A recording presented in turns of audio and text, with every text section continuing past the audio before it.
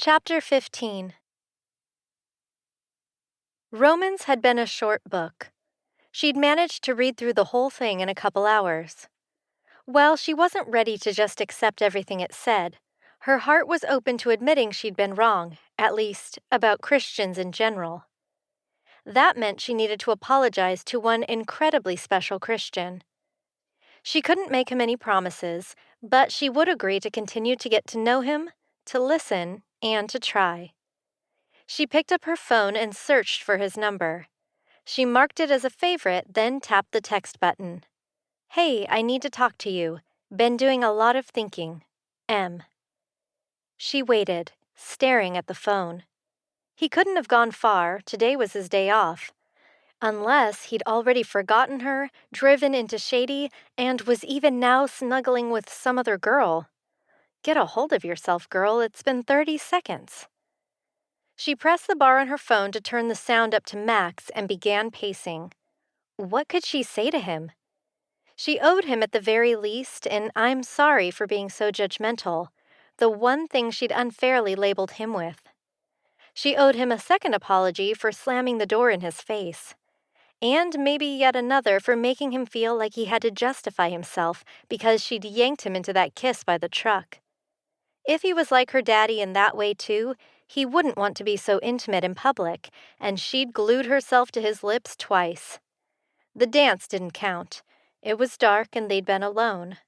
She wouldn't apologize for all of their kisses because she wasn't a bit sorry for kissing him. Her phone lay silent on her bed. She shoved it in her back pocket and ran outside, sliding among the trees to the back of the ranch house and the long line of trucks. As she slowly made her way to the end, hoping his truck would still be there, she felt her butt buzz. Madison yanked at the phone and held her breath as she squinted at the screen in the bright sun. "Dad and I are proud of you. Can't wait to see you in a few weeks. Let us know when we can expect you so we can prepare. Love, Mom." Not who she wanted to hear from, but she typed out a quick reply and hit send, then continued down the row. There at the end, where they'd been that morning, sat Randall's big truck. He hadn't left, hadn't gone to Shady. So where would he go, and why wasn't he responding? The route to the river was easy, a worn path up behind all the cabins. Not far. But even as she came close, she could see it was empty. Randall wasn't there either. She pulled her phone from her pocket and dropped down to the grass. It had been over 20 minutes since she'd sent him the text, but he hadn't replied. "I'm down by the river if you want to come talk to me. If not, I'll understand. I was pretty harsh with you. M." The quiet little brook had been so soothing and peaceful the night she'd arrived. She'd sat there for hours and just let the calm nurse her back into humanity. But now it was too quiet. Where could he be? She pulled open the notepad on her phone and started working on her story while she waited for him to reply. After finishing 2 chapters and getting a good start on a sunburn, she had to stop before her thumbs fell off. She emailed the file to herself and clicked out. No new notifications. "I guess you're not speaking to me. I get it. It's been a few hours and you've always been so available. I just thought you might like to talk is all. I'm sorry. I didn't want to say that in a text, but if I can't speak to you, there is no other way. M." She'd ruined her chances. The only man who'd ever made time for her had ever bothered, and she'd pushed him away. He'd even tried to stop her, to talk it through, and she'd shut him out. She deserved to be shut out now. She shoved to her feet and wandered back to the cabin. She wasn't hungry, just bone-weary. Hiding on her bed under the covers until it was time to get back on the plane seemed like the best and only option. As she pushed inside, the door slammed into 3 huge heavy boxes. "Oh good, you're back." Maisie smiled and shifted the top box a little. "I talked to Mrs. Alice, and she agreed to let us have a signing table tomorrow during lunch." "You know I don't make any appearances, and I don't have any books with me." Why did Maisie always have to be there when she didn't want her to be? "I would think you could make an exception this one time. It isn't like this tiny group is going to headline your picture everywhere. These moms will be so shocked to find out who they've been with all week long. I ordered you a box of books. I think it's the one on the bottom. Great. I'll have them shipped to my apartment because this is a vacation. No pen names, you made the rules, remember? She was not going to flaunt her writing in front of Randall.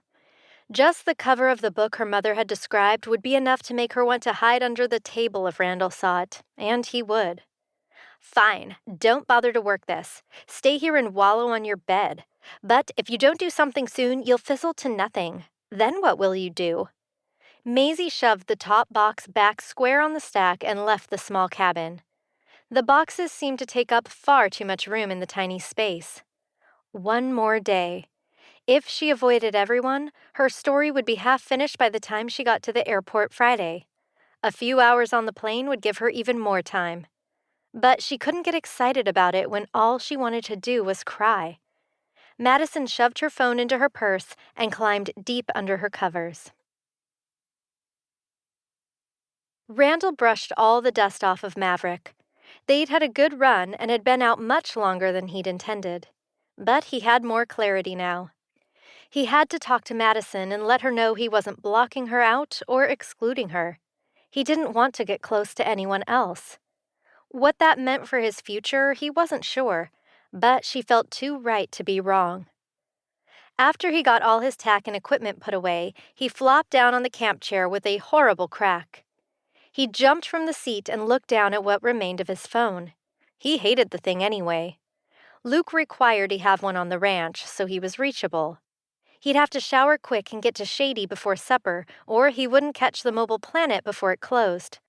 He wouldn't be on the ranch much longer, no more than 2 weeks, but if Luke or Braden needed to reach him, he had to be available.